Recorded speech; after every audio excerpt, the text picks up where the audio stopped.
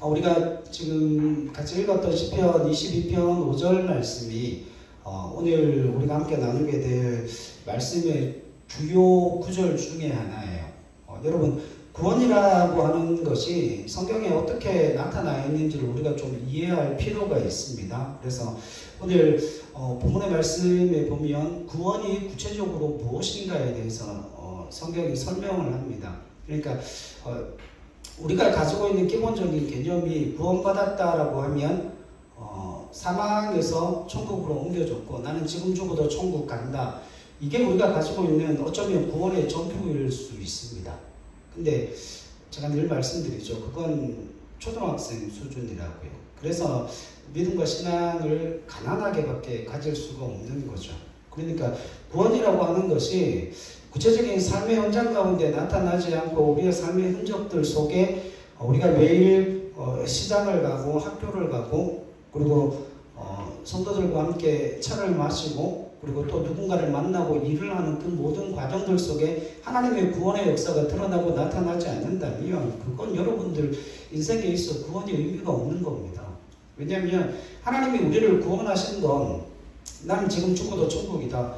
그걸 주시기 위해서 구원을 우리에게 허락하신 게 아닙니다. 구원은 훨씬 더 전인격적이고 훨씬 더 우리의 삶의 깊숙한 자리에까지 자리 잡고 있고 우리의 삶의 걸음걸음마다 우리가 매 순간 부활을 살고 구원을 사는 하나님의 백성으로 우리를 초대하고 있다고 하는 것이죠. 그래서 오늘 본문의 말씀을 함께 살펴보게 되면 그 구원이 구체적인 삶 속에서 우리의 삶의 현장에서 어떻게 일어나야 되는지를 성경이 오늘 우리에게 보여주고 있습니다. 그래서 그 구원의 지평을 좀 넓혀갈 수 있는 귀한 시간이 되었으면 좋겠습니다. 이사야서 13장부터 27장까지는 열방과 세상의 심판에 관한 경고의 말씀으로 되어져 있죠. 우리가 이사야서를 읽기가 힘든 부분이 그거예요. 심판을 선포하고 있는데 정작 그 심판이 선포된 자리에 뭐가 다시금 약속으로 주어져요? 회복과 생명이 다시금 약속으로 주어지고 있는 것 때문에 그래요. 그러니까 우리가 생각할 때는 우리는 심판이라고 생각하면 그 뒤가 없어야 돼요. 그렇죠? 심판은 그걸로 끝, 멸망, 사망, 저주. 그래서 그 심판을 당하면 그 뒤가 없어야 되는 게 맞는데 성경을 살펴보면 이스라엘 백성들이 심판받았잖아요. 그렇죠? 심판받아서 어디로 끌려갔죠? 바벨론으로 포로로 끌려갔습니다. 여러분, 이건 심각한 상황이에요. 바벨론으로 포로로 끌려갔다라고 하는 건 나라가 있다는 거예요? 없다는 거예요? 나라가 없다는 거예요. 그럼 여러분, 성경은 누구에 관한 역사입니까? 이스라엘 백성들을 이 땅 가운데 세우신 하나님의 역사이기도 하지만 이 땅 가운데 선민으로 세워진 이스라엘의 역사이기도 하잖아요. 그러면 그 나라가 멸망했다는 건 그 역사가 끊어졌다는 이야기 아닙니까? 그러면 성경에 더 이상 역사서 이외에 다른 책들은 의미가 없는 거잖아요. 그럼에도 불구하고 역사서 이외에도 뭐가 기록되어져 있어요? 신약이 기록되어져 있고 그 다음에 요한계시록이 기록되어져 있고 그건 무엇을 이야기하는가 하면 하나님이 이사야서를 통해서 보여주시고자 하시는 건 심판이 끝이 아니라는 거예요. 사망이 끝이 아니라는 거예요. 심판이 무엇을 만들어내요? 회개와 생명과 회복을 만들어내고 죽음이 사망이 무엇을 만들어내요? 부활을 만들어내고 생명을 만들어낸다라고 하는 그 이야기를 성경이 하고 싶어 하신다라고 말씀을 하고 있습니다. 그래서 이사야 13장부터 27장까지 열방과 세상의 심판에 관한 그 경고의 말씀 가운데는 그 세상이 무너질 거예요. 세상이 무너질 건데 어떤 나라가 무너지는가 하면 약한 나라가 무너지는 게 아니고 강한 나라들이 무너지게 될 겁니다. 왜요? 하나님을 거부하고 하나님을 외면했던 사람들, 힘을 가지고 있던 그 나라와 민족들이 뭘 행하지 않아요? 힘은 가지고 있지만 의를 행하지 아니함으로 말미암아 그 나라 백성들이 결국 하나님의 심판과 진노에 의해서 멸망당할 것임을 이야기하고 있습니다. 그러나 그 심판 가운데도 여전히 하나님의 회복과 생명의 역사가 말씀 가운데 약속으로 기록되어져 있다고 하는 것이죠. 특별히 오늘 이 25장 말씀에 보면 하나님의 진노와 구원의 약속이 함께 등장을 하는 모습을 발견할 수 있게 됩니다. 여러분, 이게 하나님의 진노와 그 구원이 함께 우리가 읽었던 1절로 8절 말씀 가운데 함께 포함되어 있다는 게 잘 어울리지 않는 것 같잖아요. 그죠? 그죠? 그래서 오늘 이 본문의 말씀을 좀 유심히 살펴볼 필요가 있습니다. 여러분 1절 말씀 한번 보세요. 25장 1절 말씀 같이 한번 읽죠. 시작. 여호와여 주는 나의 하나님이시라. 내가 주를 높이고 주의 이름을 찬송하오리니 주는 기사를 옛적에 정하신 뜻대로 성실함과 진실함으로 행하셨습니다. 아멘. 여러분 여기에 보면 하나님의 구원이 어떻게 이루어지는지를 분명하게 말씀하고 있습니다. 여호와여 주는 나의 하나님이시라. 내가 주를 높이고 주의 이름을 찬송하리니 주는 기사를 옛적에 어떻게 해요? 정하신 뜻대로 그리고 성실함과 진실함으로 누가 행하셨다는 거예요? 여호와 하나님이 행하셨다라고 이야기를 합니다. 그러니까 여러분 구원이라고 하는 것은 어떤 대상에 대한 보상이 아니라 하나님의 약속이자 작정이요 하나님의 의지가 뭐로 나타나는 거야? 구원으로 나타나는 겁니다. 그래서 여러분 제가 주일날도 말씀을 드렸지만 오해를 하면 안 된다고 그랬죠.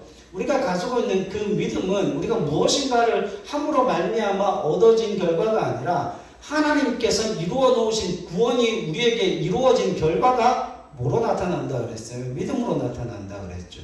그 누가 이루시는 거예요? 하나님이 이루어 놓으신 일이라고 하는 거죠. 자, 그러니까 1절에도 분명히 이야기할 때 옛적에 정하신 뜻대로 여기서 성실함과 진실함은 누구의 성실함과 누구의 진실함이에요? 예, 여호와 하나님의 신실함과 여호와 하나님의 진실함으로 행하셨음으로 말미암아 구원이 이루어졌음을 말씀하고 있습니다. 자, 2절로 5절 말씀 보세요. 2절로 5절 말씀 가운데는 온 세상이 뭐를 받게 돼요? 심판을 받게 될 것을 말씀하고 있습니다. 주께서 성읍을 돌무더기로 만드시며 견고한 성읍을 황폐하게 하시며 외인의 궁성을 성읍이 되지 못하게 하사 영원히 건설되지 못하게 하셨으므로, 그리고 5절에 보면 마른 땅에 폭양을 재앙같이 주께서 이방인의 소란을 그치게 하시며 폭양을 구름으로 가름같이 포악한 자의 노래를 낮추시리이다. 아멘. 여러분, 하나님께서 그 세상을 심판하시는 가장 중요한 이유가 있습니다. 하나님께서 그 세상을 심판하시는 가장 중요한 이유 중에 하나는 뭔가 하면 세상 나라의 권세와 권력이 궁극적으로 뭐가 되지 못하도록요, 운명이 되어지지 못하도록 하시기 위해서 하나님이 그 세상 나라들을 심판하시는 거예요. 제가 지난번에도 말씀을 드렸죠. 애굽이라고 하는 나라가 이스라엘 백성들을 그 안에 가두어 놓을 수 있었다면, 잡아 놓을 수 있었다면 이스라엘 백성들의 모든 가치가 뭐가 되었을까요? 애굽이 되었을 겁니다. 그러니까 애굽이 가지고 있었던 폭력, 애굽이 가지고 있었던 힘, 애굽이 가지고 있었던 그 모든 세상적인 가치가 이스라엘 백성들에게 추구해야 될 삶의 전부였을 거예요. 그런데 하나님이 타협하십니까? 안 하십니까? 하나님이 그것과는 타협이 안 된다는 거예요. 거기에는 뭐가 없기 때문에 하나님의 의를 행함도 없고 하나님의 나라도 없고 거기에는 그 어떤 하나님을 향한 가치들이 거기에서 드러나고 나타날 수 없기 때문에 그 나라를 무너뜨리시고 거기에서 누구를 빼내시는 거예요? 이스라엘을 빼내시는 거죠. 그러니까 하나님이 없는 그 어떤 것과도 하나님이 뭐하지 않으시겠다고요? 타협하지 않으시겠다고. 그래서 돈을 추구하고 명예를 추구하고 권력을 추구하고 힘을 추구하는 그 모든 세상 나라들의 그 의를 행하지 아니함을 통하여서 힘을 가졌지만 의를 행하지 않는 그 세상 나라들이 그렇게 심판을 당함을 통하여서 하나님께서 보여주시고자 하는 것, 저들이 가지고 있는 권세와 권력이 저들의 궁극적인 운명이 되어지도록 놓아두지 않겠다는 겁니다. 그러면 이걸 뒤집으면 무슨 이야기가 돼요? 이걸 뒤집으면 무슨 이야기가 되는 줄 아십니까? 그들의 권력과 그들의 권세 아래 압제당하고 그들의 힘 아래 무릎 꿇려진 그 연약한 자들을 향하여서 그것이 그들의 비굴하고 그들의 낮아지고 그들의 천함이 무엇이 되어지지 않도록, 그들의 운명이 되어지지 않도록 하시겠다는 것이 주님의 뜻임을 세상이 말씀이 보여주고 있죠. 그러니까 하나님의 뜻은 분명해요. 무엇과는 타협하지 않겠다는 거야. 세상의 것과는 그 어떤 것도 타협하지 않으시겠다라고 하는 그 의미가 담겨져 있습니다. 자, 그런데 6절로 8절 말씀에 보면 장차 하나님께서 베푸실 그 구원에 관하여 말씀하고 있습니다. 여러분 여기 그 25장 6절 위에 타이틀이 나오죠. 타이틀 한번 읽어볼게요. 시작. 여호와께서 연회를 베푸시리라. 여러분 이 여호와께서 연회를 베푸신다. 이게 구원이에요. 그러니까 구원은 무엇과 연관되어져 있죠? 장차와 연관되어져 있어요. 구원은 기름진 것과 연관되어져 있어요. 풍성함과 기름진 것과 채워짐과 충만함과 만족함과 연결되어져 있어요. 이게 어디에 나옵니까? 요한복음 2장 1절로 11절에 나오잖아요. 어디에? 갈릴리 가나 혼인잔치에. 거기에 뭐가 떨어졌어요? 포도주가 떨어졌어요. 연회의 석상에서 가장 중요한 포도주가 떨어졌다는 것, 그 연회가 깨어진다는 의미예요. 그런데 그 연회의 자리에서 주님께서 뭘 만들어내시죠? 물로된 포도주를 만들어내심을 통하여서 그 연회장에게 떠다 주라고 하시면서 그 연회가 계속해서 은혜와 풍성함 속에 이루어질 수 있도록 그 잔치가 끊어지지 않도록 주님께서 은혜를 베푸셨다는 거예요. 그게 뭐예요? 구원이에요. 성경이 지금 그 이야기를 하고 싶은 거죠. 자, 그러니까 6절로 8절 우리 같이 한번 읽을게요. 시작. 만군의 여호와께서 이 산에서 만민을 위하여 기름진 것과 오래 저장하였던 포도주로 연회를 베푸시리니 곧 골수가 가득한 기름진 것과 오래 저장하였던 맑은 포도주로 하실 것이며 또 이 산에서 모든 민족의 얼굴을 가린 가리개와 열방 위에 덮인 덮개를 제하시며 사망을 영원히 멸하실 것이라. 주 여호와께서 모든 얼굴에서 눈물을 씻기시며 자기 백성의 수치를 온 천하에서 제하시리라. 여호와께서 이같이 말씀하셨느니라. 아멘. 여러분 이게 구원이에요. 기름진 것을 먹으며 수치가 물러가게 하고 이 산에서 모든 민족의 얼굴을 가린 가리개와 열방 위에 덮인 덮개를 제하시며 누가 보이는 거예요? 여호와 하나님이 보이는 거예요. 여러분 저 보세요. 세상의 가치관으로 눈이 가리워져 있으면 누가 안 보여요? 주님이 안 보여요. 그런데 이 세상에 가리워져 있던 이 가리개를 벗겨내면 뭐 누가 보이는 거예요? 주님이 보이십니다. 그래서 여러분 일만하게 뿌리가 뭐라고 그래요? 일만하게 뿌리가 돈이라고 그래요. 돈을 사랑함이 일만하게 뿌리다라고 디모데가 이야기를 합니다. 근데 왜 돈이 일만하게 뿌리죠? 자, 질문. 돈은 악합니까?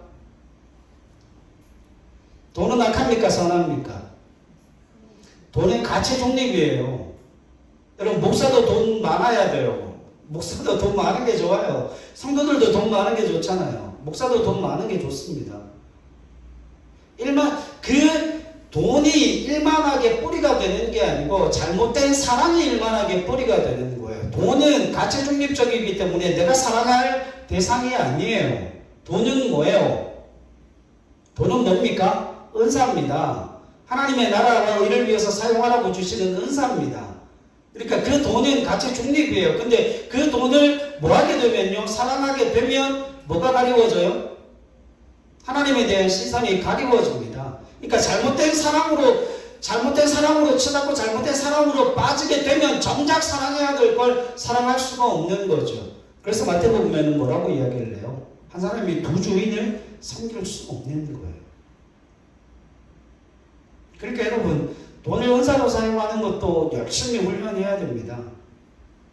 또 그 돈을 사랑하지 않는 것도 열심히 훈련해야 돼요. 그래서 오늘 본문의 말씀에 보면 여기에 구원에 대한 가장 중요한 개념이 드러나고 나타나는데 구원은 이사야서에 의하면 무엇으로 표현하는가 하면 기름진 것으로 표현을 합니다. 그리고 8절 말씀 한번 보세요. 사망을 영원히 멸하실 것이라. 주 여호와께서 모든 얼굴에서 눈물을 씻기시며 자기 백성의 수치를 온 천하에서 제하시리라. 그러니까 백성의 수치가 물러가고 여호와의 기름진 것을 먹고 마시고 그 잔치에 참여하는 것이 뭐라는 겁니까? 구원이라고 하는 거예요. 여러분, 이 기름진 것이라고 하는 문제가 우리에게 굉장히 중요한 문제입니다. 여러분, 예수님을 믿는 것이 미래의 천국이 아닌 오늘 이 땅을 살아가는 현실의 문제 아닙니까? 여러분, 죽어서 가는 천국은 오늘을 살아내는 일에 있어서 그닥 큰 도움이 되어지지를 않아요.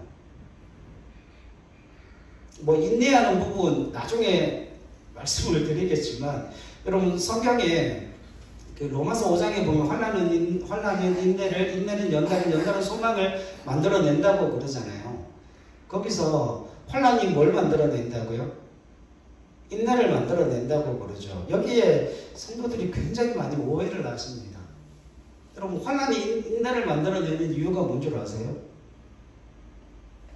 환난이 인내를 만들어낸다는 건 그 환난 속에 탁 빠지게 되면 내가 할 수 있는 게 아무것도 없기 때문에 뭐밖에는 못해요?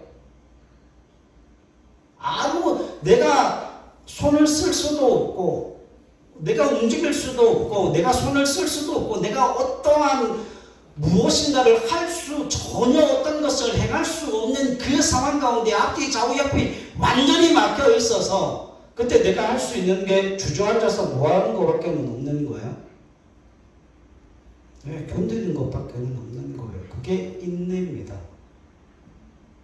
근데 우리 성도들이 그 인내에 관해서 뭐라고 해석을 하는가 하면, 우리가 정말 그 환난을 만났을 때 우리가 열심히 무엇인가를 하고 최선을 다해서 무엇인가를 하면서 아둥바둥 몸부림치고 발버둥치면서 믿음을 지켜나가는 인내를 떠올립니다. 아니요. 두 손을 완전히 늘어뜨리고 삶의 희망과 소망이 완전히 끊어져 있는데 뭐는 남아있어요? 하나님에 대한 인식은 남아서. 그래서 그 자리에 주저앉아서 하나님을 부를 수밖에 없고, 주님 도대체 어떻게 하시려고 이러십니까? 그 말밖에는 할 말이 없는 거예요. 그래서 그 자리에 뭐 하고 있는 거예요? 주저앉아 있는 거예요. 근데 누구에 대한 인식이 있다고요? 하나님에 대한 인식이 있다고요. 그게 인내입니다.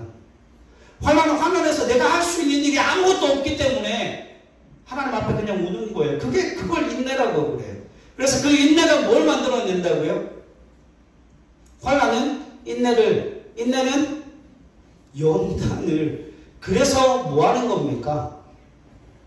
그래서 훈련받는 거예요. 그래서 그 연단이 결국 뭘 만들어낸다고요? 소망을 만들어낸다고요. 그래서 환인연소라고 그러죠. 여러분, 그래서 그 소망은, 오해하지 마세요. 그 소망은 성도가 만들어내는 게 아니라 그 소망은 하나님이 만들어내시는 거예요. 그 소망은 하나님이 만들어내심을 통하여서 하나님께서 그 소망을 내시기까지 뭐 하는 거예요? 울고불고 버티고 견디고 방법이 없어서 그냥 쓰러져 있는 거예요. 하나님에 대한 인식은 있어서 그분을 거부할 수는 없는데 일은 해결되어지지 않는 거죠. 그래서 환난은 인내를 낳는 거예요. 인내가 연단을 낳는 거예요. 연단이 소망을 낳는 겁니다. 내게 전혀 도움이 되어질 것 같지 않고 내게 전혀 유익이 되어질 것 같지 않은 그 절체절명의 순간에, 내가 어떤 것도 행할 수 없는 그 순간에 환난이 일을 하고 연단이 일을 하게 만들어서 인내와 소망을 만들어낸다는 것.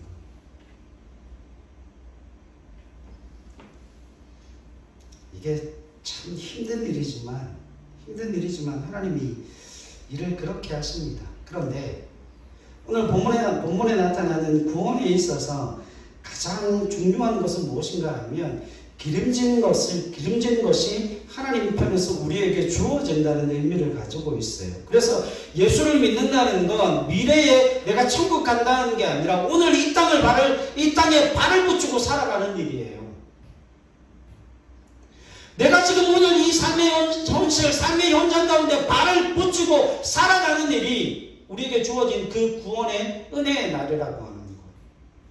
그날에 하나님께서 뭘 허락하신다고요?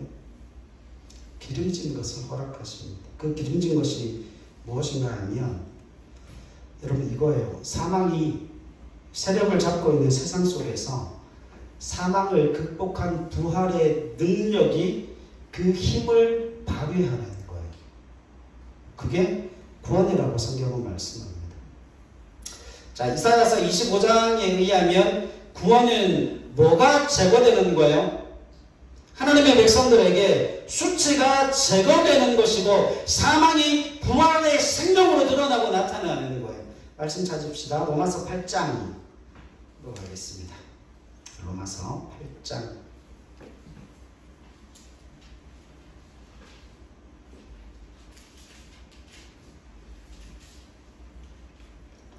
18절로 24절요. 로마서 8장 18절로 24절 같이 읽습니다. 시작. 생각하건대 현재의 고난은 장차 우리에게 나타날 영광과 비교할 수 없도다. 피조물이 고대하는 바는 하나님의 아들들이 나타나는 것이니 피조물이 허무한데 굴복하는 것은 자기 뜻이 아니요 오직 굴복하게 하시는 이로 말미암음이라. 그 바라는 것은 피조물도 썩어짐의 종노릇한 데서 해방되어 하나님의 자녀들의 영광의 자유에 이르는 것이니라. 피조물이 다 이제까지 함께 탄식하며 함께 고통을 겪고 있는 것을 우리가 아느니라. 그뿐 아니라 또한 우리 곧 성령의 처음 익은 열매를 받은 우리까지도 속으로 탄식하여 양자될 것 곧 우리 몸의 속량을 기다리느니라. 우리가 소망으로 구원을 얻었음에 보이는 소망이 소망이 아니니 보는 것을 누가 바라리요. 아멘.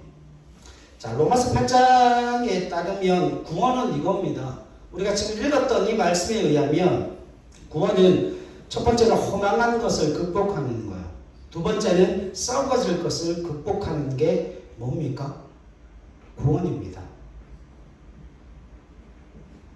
그러니까 여러분 기독교에 있어서 기독교 신앙에 있어서 가장 중요한 것은 죄를 안 짓는 거 아니에요. 흠이 없는 거, 잘못하지 않는 거, 그래서 매사에 회개하여 죄를 씻어내는 게 기독교 신앙의 진수가 아니에요. 그건 기독교 신앙에 있어서 가장 소극적인 면이에요. 여러분 보세요. 날마다 씻고 죄를 범하고 씻고 죄를 범하고 씻고 죄를 범하면 뭐가 안 됩니까? 한 발자국도 앞으로 갈 수가 없어요. 기독교 신앙의 중수는 그게 아니라니까요. 성경의 약속들에게 있어서 가장 중요한 길은 죽어나가는 길을 설명하고 있는 게 아니라 충만해지는 길이 무엇인지를 우리에게 가르쳐주고 있어요. 근데 여러분 회개로 충만해집니까? 회개는 뭐하는 길인가요? 씻고 돌이키는 길이죠. 근데 그 회개로 충만해지던가요?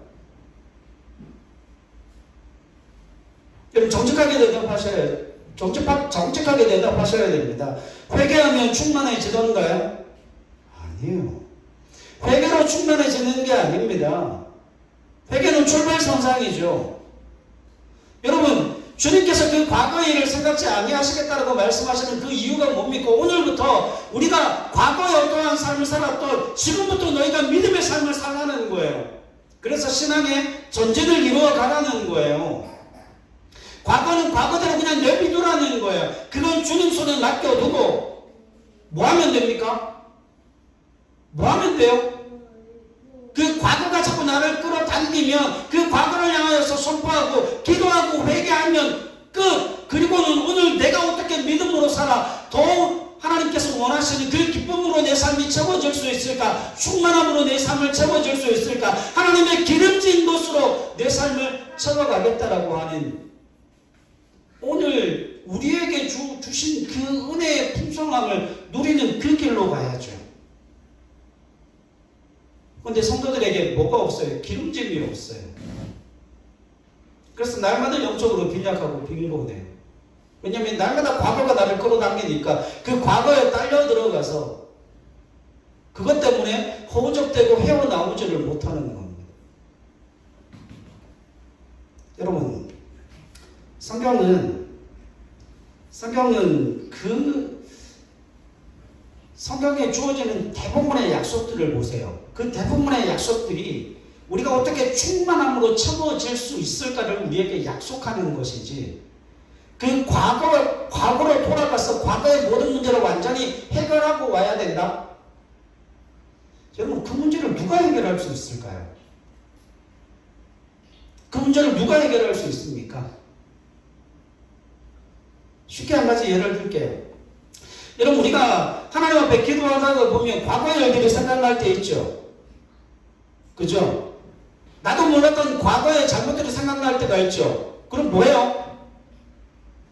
회개하면 끝이에요. 그걸 왜 붙들고 늘어집니까? 열심히 기도하면서 하나님, 내가 오늘 어떻게 믿음으로 살까요? 내가 어떻게 하나님의 기름짐으로 채워질까요? 내가 어떻게 성숙하고 내가 어떻게 성장할까요? 그 모든 과정과 은혜들 속에 하나님의 약속의 말씀을 붙들고 기도하다가 갑자기 과거의 문제가 생각이 나면 그때 뭐 하시면 돼요? 회개하시고 다시금 가시면 돼요. 그거 그렇게 큰 문제 아니라고요. 그래서 내가 과거의 문제를 내가 지금 여기에서 회개한다고 해서 내가 뭐 크게 잘못되어진 사람이 아니라 또 얼마나 감사해요. 하나님께서 나를 더 앞으로 인도해 가기 위해서 기도하는 가운데 하나님께서 은혜를 베풀어 주셔서 갑자기 그 과거의 문제를 놓고 기도하게 하시면 회개하시면 돼요. 그게 뭐 큰일이라고. 그리고는 담대하시면 됩니다. 거기에 전혀 얽매이실 필요 없어요. 여러분, 예수를 믿는다는 건 사망에 붙잡혀 있는 세상 속에서 생명과 부활의 충만함으로 나가는 거예요.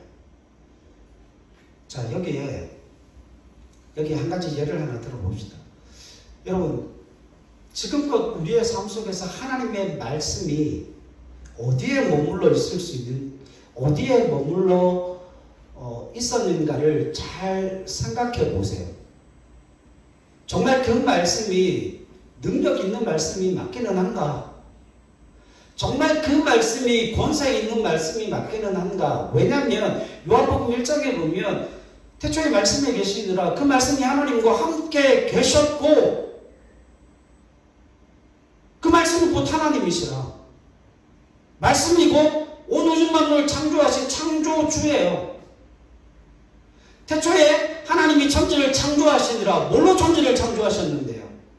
말씀으로 천지를 창조하셨다는 거예요. 그러면 오늘 그 하나님의 말씀이, 그 천지를 창조하신 그 하나님의 말씀이 오늘 내게 무엇으로 주어집니까? 약속으로 주어져요. 근데 그 약속의 말씀이 내 삶 속에 살아있냐는 거죠. 내 삶의 환경 속에, 내 삶의 자리에 살아있냐는 거예요. 그 말씀이 내 삶 속에 죽어있으면 말씀의 능력이 드러나지는 않겠죠. 말씀의 능력이 나타나지는 않겠죠. 왜냐하면 그 말씀에 대한 뭐가 없기 때문에요? 신뢰가 없기 때문에요.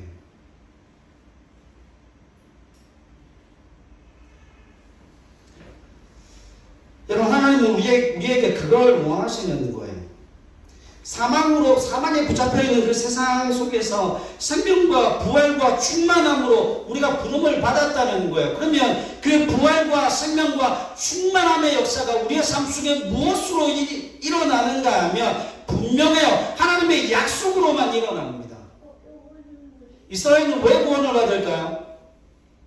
바벨론 포로 70년에 포로를 잡혀갔으면 거기서 멸망하고 나라가 없어져야 될 텐데 왜 이스라엘은 70년 만에 다시금 되돌아오게 될까요? 여러분, 그 거대한 제국 바벨론이 왜 그렇게 빨리 속히 패망에 이르렀을까요? 이유를 아십니까?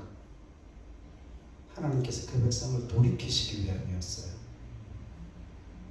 여러분, 그들은 왜 돌아오죠? 하나님의 약속 때문에 돌아오는 겁니다. 하나님의 약속 때문에 그들이 사는 거예요. 이스라엘의 신실함이 아니에요. 오해하지 마세요. 하나님의 구원의 역사는 우리의 신실함 때문이 아니고 하나님 자신의 약속과 언약과 하나님의 그 신실하심을 통하여서 이루어진 구원의 은혜지 우리에게서 뭘 찾을 수가 없어요. 우리에게 의로움을 찾을 게 없잖아요. 여러분 생명과 무하고 그 충만함으로 우리가 부름을 받았다라고 하는 것, 하나님의 약속이 우리에게 주어졌고 그 약속이 신실한 가운데 그 약속이 이루어지고 있다는 것을 성경이 우리에게 보여주고 있습니다. 말씀 한 구절 찾읍시다. 고린도전서 15장으로 가보십시오. 여기가 부활장인데요. 15장 51절로 58절입니다. 고린도전서 15장 51절로 58절 같이 읽을게요. 시작. 보라 내가 너희에게 비밀을 말하노니 우리가 다 잠잘 것이 아니요 마지막 나팔에 순식간에 후련히 다 변화되리니 나팔 소리가 나매 죽은 자들이 썩지 아니할 것으로 다시 살아나고 우리도 변화되리라. 이 썩을 것이 반드시 썩지 아니할 것을 입겠고 이 죽을 것이 죽지 아니함을 입으리로다. 이 썩을 것이 썩지 아니함을 입고 이 죽을 것이 죽지 아니함을 입을 때에는 사망을 삼키고 이기리라고 기록된 말씀이 이루어지리라. 사망한 후에 승리가 어디에 있느냐? 사망아 내가 쏘는 것이 어디에 있느냐? 사망이 쏘는 것은 죄요 죄의 권능은 율법이라. 우리 주 예수 그리스도로 말미암아 우리에게 승리를 주시는 하나님께 감사하노니 그러므로 내 사랑하는 형제들아 견실하며 흔들리지 말고 항상 주의 일에 더욱 힘쓰는 자들이 되라. 이는 너희 수고가 주 안에서 헛되지 않은 줄 알미라. 아멘. 여러분 저 보세요. 사망은 패배합니다. 사망은 무엇에 패배하죠? 생명에 패배합니다. 여러분 우리 현실이 그렇지 않을 수 있어요. 현실에서 여러분 우리가 기도하는 것, 우리가 요구하는 것, 우리가 정말 원하는 것들이 이루어지지 않을 수 있어요. 근데 여러분 그렇다고 해서 하나님이 지시는 건 아니에요. 사망이 뭘 만들어낸다고요? 사망이 부활을 만들어내고 그 생명이 사망을 결국은 이깁니다. 여러분 내가 노심초사하지만 내가 노심초사하고 내 삶 속에 왜 이와 같은 고난의 문제가 해결되어지지 않는가? 여러분 저도 기도합니다. 저도 한 며칠 죽는 줄 알았어요. 잠을 3시간도 못 잤어요. 마음이 무너지고요.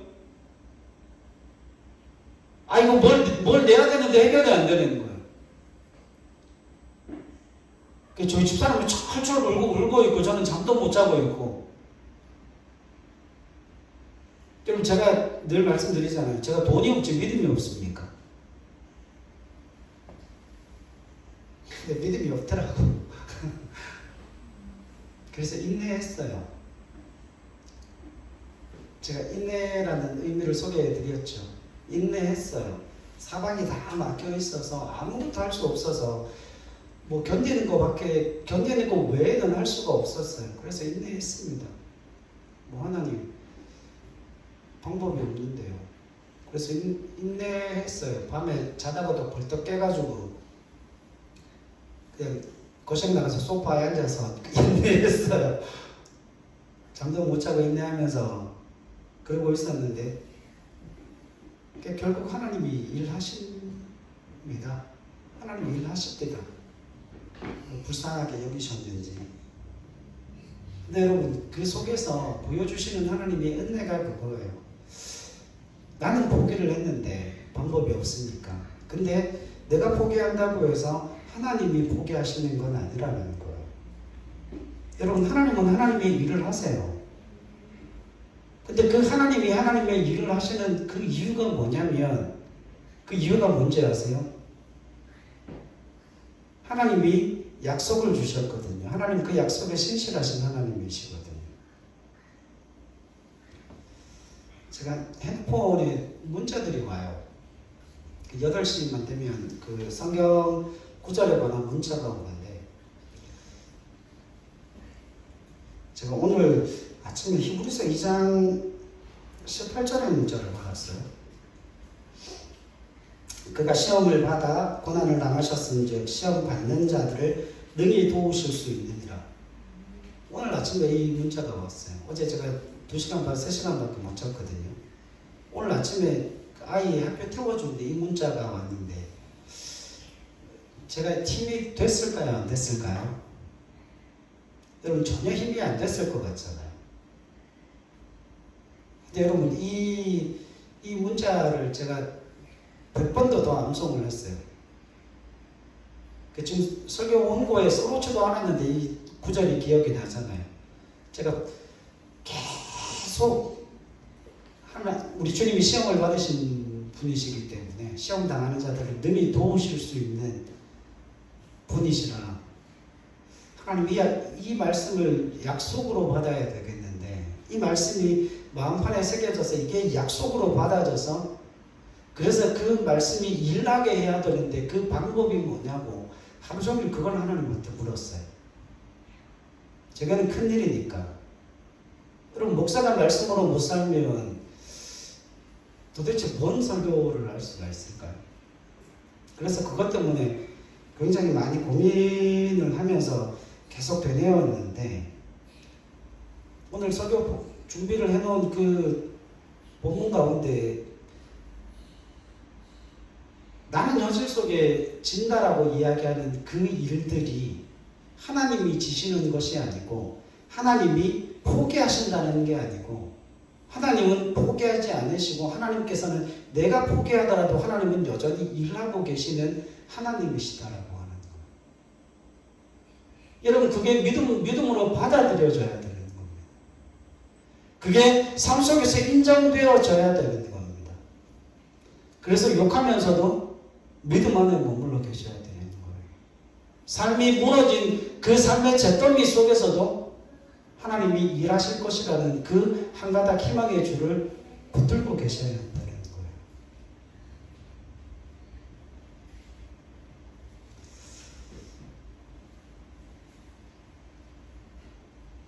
말씀의 결론에 제가 이거를 적었어요. 여러분 복음서에 보면 예수님의 죽으심과 부활에 대해서 중요하게 증언하시는 게 있는데 그게 뭔가 하면 예수님께서 했던 가운데 오셔서 수많은 일들을 행하셨는데 그 일들 행하심을 통하여서 예수님이 누구신지를 아무도 몰랐다는 거예요. 생각해 보세요. 나병 환자들을 고치셨어요. 못 걷는 자를 걷게 하셨고요. 보지 못하는 자를 보게 하셨고요. 오병이어의 기적을 통하여서 생명의 떡을 먹여주셨어요. 근데 그 결과로서의 반응이 뭔가 하면 이 사람들이 그 혜택을 입은 사람들이 주님이 누구이신지를 몰라서 그분을 박해하고 핍박하고 십자가에 죽여버렸습니다. 근데 여러분 예수님께서 베풀어 주신 은혜가 얼마인데 그 예수님이 누구인지를 몰라서 그들은 예수님을 십자가에 못 박았어요. 그 예수님을 향해서 분노했고 저주했고 그분을 죽였죠. 여러분 이게 뭐예요? 복음서의 증언입니다. 그러면 그렇게 분노하는 자들, 그렇게 예수님을 거부하는 자들, 예수님을 적대하던 자들이 그 예수님을 십자가에 못 박아 죽였을 때 우리는 다 끝난 줄 알았잖아요. 그죠? 그 죽음이 부활을 만들어내고 생명을 만들어내고 이 땅 가운데 구원의 역사를 가지고 올지 누가 알았겠습니까? 아무도 몰랐어요. 심지어 제자들도 주님의 말씀을 들었음에도 불구하고 그 제자들조차도 그와 같은 신령한 지혜를 가지지를 못했다라고 하는 겁니다. 근데 여러분 주님께서 뭐라고 말씀하시는가 하면 그것이 하나님의 뜻이든 구원이든지 간에 주님께서 이 땅 가운데 오셔서 해야 할 일에 있어서 그 어떠한 것도 실패하지 아니하셨고 그 어떠한 일도 방해받지 않으셨다라고 하는 거예요. 우리가 보기에는 실패 같고 우리가 보기에는 사망으로 끝난 것 같은 그와 같은 상황 속에 하나님께서는 부활을 만들어내시고 생명을 만들어내시고 그것으로 말미암아 이 땅 가운데 하나님의 자기 사람들에게 구원의 역사를 일으키시는 그 놀라운 은혜의 역사로 말미암아 죽음까지도 뒤집어 놓으셨던 하나님이시라고 하는 거죠. 그게 주님의 능력이다라고 성경은 말씀합니다. 여러분 여기에서 우리에게 필요한 한 가지가 그거예요. 우리가 구원받은 하나님의 사람으로서 우리가 그 생명의 주님을 붙들고 그 주님 앞에 드려야 될 믿음의 고백이 그겁니다. 하나님, 내가 믿음을 가질 수 있도록 도와주시옵소서. 예수님 안에서 그 사망이 정복되었습니다. 우리 인생에서 보이는 어떠한 실패나 못남도 하나님이 뒤집어내실 겁니다. 왜? 우리가 하나님의 사람이요, 우리가 하나님의 자녀요, 하나님이 사랑하시는 그 소수의 제자들이기 때문에 그렇죠. 사랑하는 여러분, 우리의 잘못은 우리의 잘못으로 그것이 우리의 운명으로 결정되어지지 않습니다. 절대 그것을 주님께서 그냥 놓아보내지 않으시겠다 말씀합니다. 여러분, 고린도전서 15장 22절로 26절 말씀해 보면 사망이 심판을 받아요. 무엇에 심판을 받는가 하면 생명으로 말미암는 그 심판을 받아서 사망이 없어져요. 예수님 안에서 하나님의 약속이요, 인류 역사 속에서 하나님이 그와 같은 일들을 행하실 것을 말씀하고 있습니다. 말씀 한 구절만 보고 마칠게요. 로마서 8장으로 다시 가십시다. 로마서 8장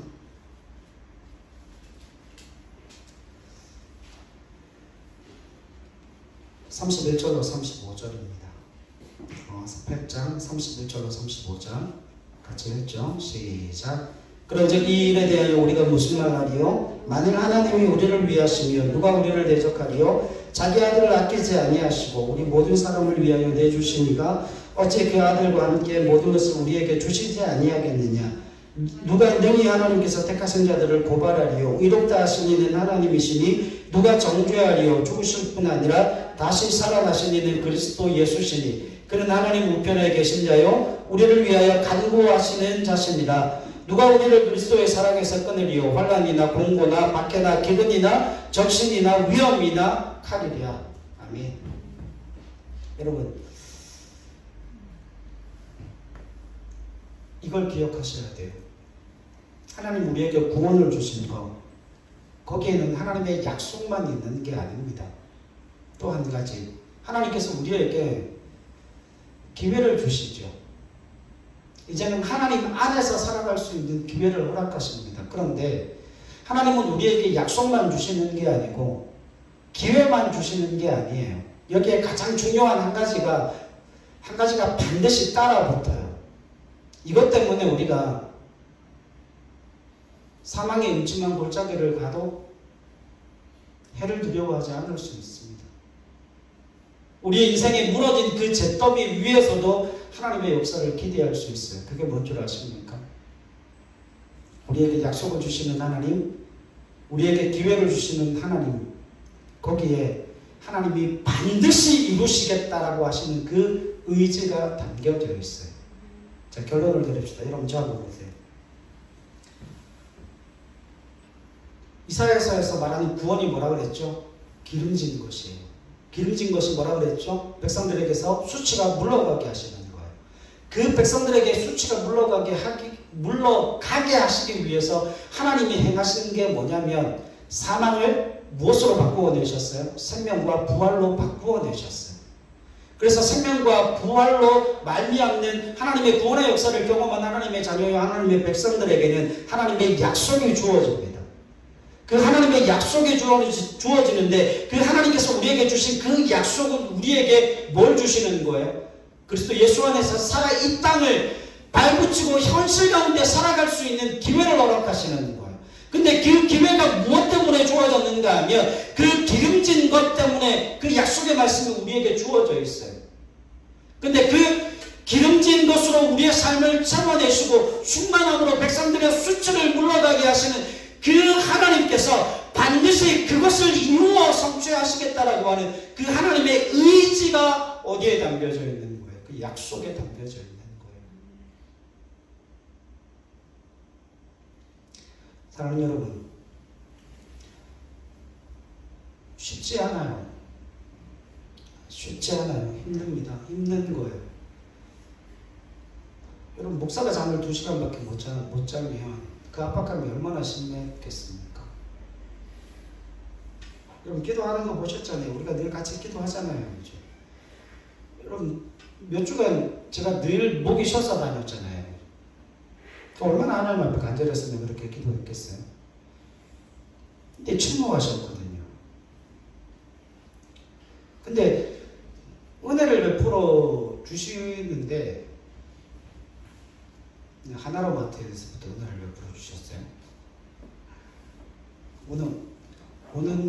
오는 길에 하나님께서 자꾸 뭘 보여주셨는데 그 보여주시는 과정들 속에 하나님의 역사가 일어났어요. 여러분, 우리가 지는 건 큰 문제 아니에요. 우리가 지는 건 큰 문제 아닙니다. 왜냐하면 하나님이 이기실 거니까. 하나님이 이기게 하실 거니까. 여러분, 그 믿음을 가지시면 돼요. 그 믿음을 소유하시면 됩니다. 그래서 제가 오후부터 계속 기도했던 한 가지 기도 제목이 그거였어요. 하나님, 성도들에게 믿음이 필요합니다. 우리는 날마다 쓰러지고 자빠지고 무너지지만 하나님이 이기신다라고 하는 그 믿음을 가질 수 있도록 도와주시옵소서. 삶이 무너진 저 더미 위에서 그 다시금 세워갈 수 있는 그 역사들을 우리의 힘과 능력이 아니라 하나님의 의지로 그 은혜의 역사로 우리의 삶을 일으켜 주실 겁니다. 하나님이 일하실 것이고 하나님께서 이기실 것이고 하나님께서 우리의 그 절망과 좌절과 낙심을 생명과 회복과 능력으로 바꿔내실 하나님이시기에 그 하나님을 향한 온전한 믿음을 가지고 그 약속을 붙들고 그 무너진 삶의 현장을 뚜벅뚜벅 걸어갈 수 있는 하나님의 사람 될 수 있게 은혜 베풀어 달라고. 그렇죠. 제가 뭐 그렇게밖에 기도 더 하겠습니까? 그게 우리에게 있어 가장 중요한 문제이고 우리가 삶의 현실을 살아가는 동안에 우리에게 반드시 필요한 믿음이라 생각합니다.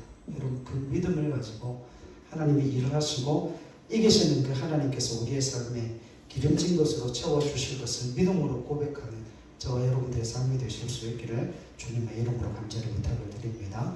우리 함께 기도하겠습니다. 이 시간 기도할 때 우리 이렇게 기도했으면 좋겠어요. 우리 주님께서 시험 당하심으로 말미암아 먼저 고난 받으셨기 때문에 시험 받는 자들을 능히 도우실 수 있는 하나님이십니다. 히브리서 2장 18절의 말씀에 분명히 기록하고 계세요. 그 주님은 우리를 도우실 의지를 가지고 계시고 그 주님은 이미 우리의 삶을 지키시기로 작정하신 하나님이시기 때문에 우리가 그 하나님에 대한 믿음을 가지기로 다짐하고 작정하는 하나님의 사람들 되시기를 원합니다. 하나님이 이기신다. 하나님이 능력 베푸신다. 하나님의 선하신 뜻이 우리의 삶 속에 반드시 이루어질 것임을 믿음으로 고백하는 귀한 시간 되었으면 좋겠습니다. 우리 기도하며 주님 앞에 함께 나아갑니다.